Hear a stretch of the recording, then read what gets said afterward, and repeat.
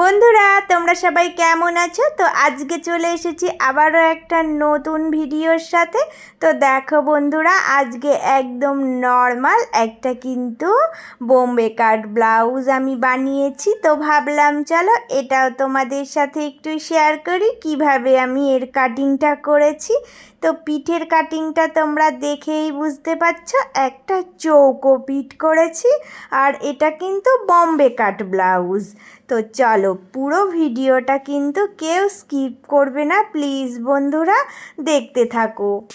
দেখো বন্ধুরা, আমি কিন্তু অফ ক্যামেরায় এই পিঠের কাটিংটা করে নিয়েছি। এবার মাপটা তোমাদেরকে দেখিয়ে দিচ্ছি। তো লম্বার মাপটা আমি 15 ইঞ্চির 1 সুত কম রেখেছি। এটা কিন্তু বড় 34 সাইজ ব্লাউজ হবে।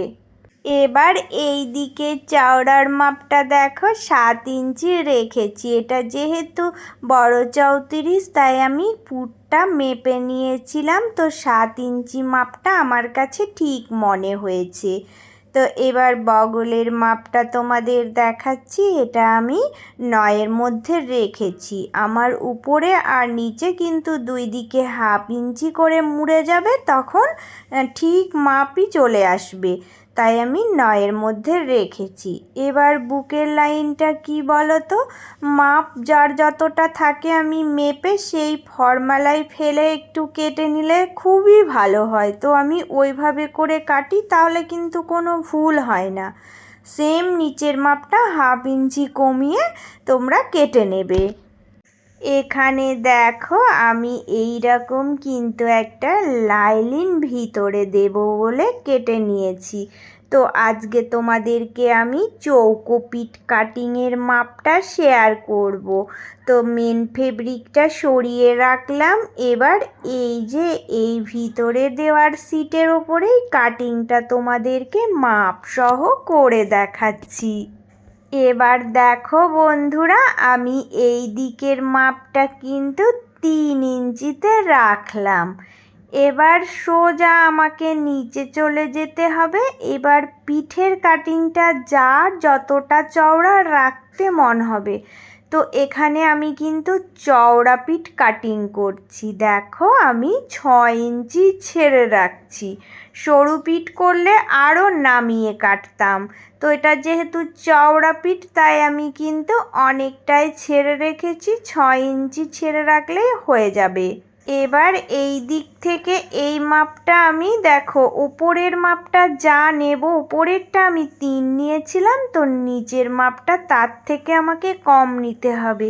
তো এখানে আমি 2.5 ইঞ্চি রেখেছি।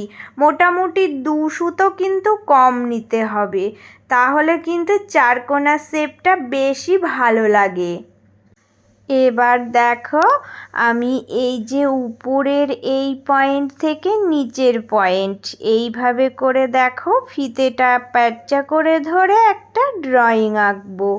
তো চারকোনা পিঠ করতে গেলে সোজাসুজিভাবে কিন্তু যদি দাগটা দেওয়া যায়, তাহলে কিন্তু পিঠটা কীরকম একটা লাগে। তো আমি সবসময়ই এইভাবে প্যাঁচা করে ধরে কাটি। কি বলো তো, নিচের দিকটা আমাকে হাফ ইঞ্চি মতো কমিয়ে কাটতে হবে। তো এইভাবে করে যদি একটু হালকা বাঁকা শেপ দিয়ে দিই না, তাহলে চৌকো পিঠটা খুব সুন্দর কিন্তু দেখতে হয়।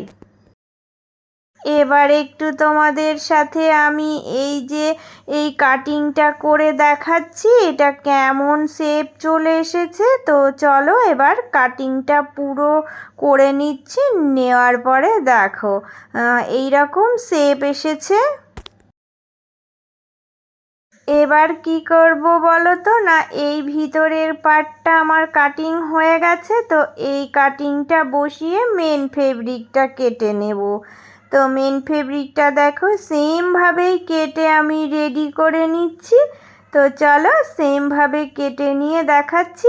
একই রকমের মাপ, একই রকম হবে। তো এবার আমি কেটে পুরোটাই রেডি করে নেব।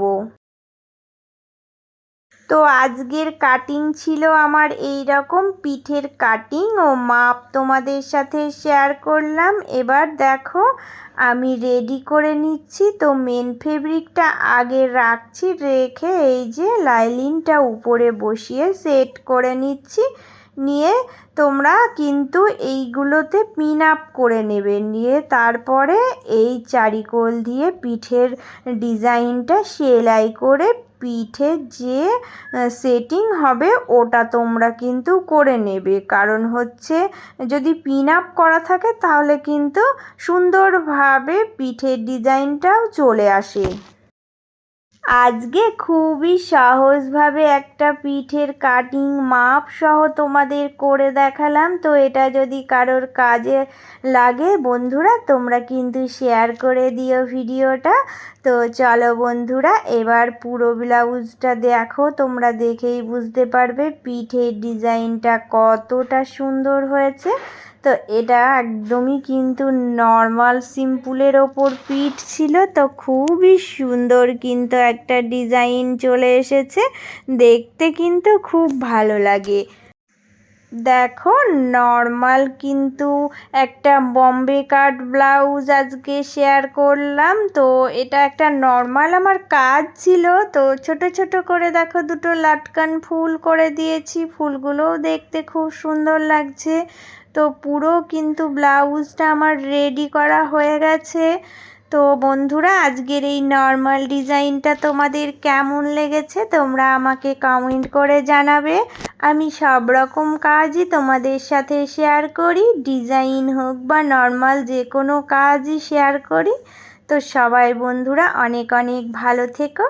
আর নতুন যারা আমার চ্যানেলে আজকে এসেছো প্লিজ বন্ধুরা চ্যানেলটা সাবস্ক্রাইব করে নিয়ে পাশে থেকো। আর পুরনো বন্ধু তোমরা সব সময় এভাবেই থেকো। তো আমার সকল নতুন পুরনো বন্ধুদের জন্য রইল অনেক অনেক ভালোবাসা। তোমরা সবাই সুস্থ থেকো, ভালো থেকো। চলে আসবো আবারও একটা অন্য কোনো ভিডিওর সাথে।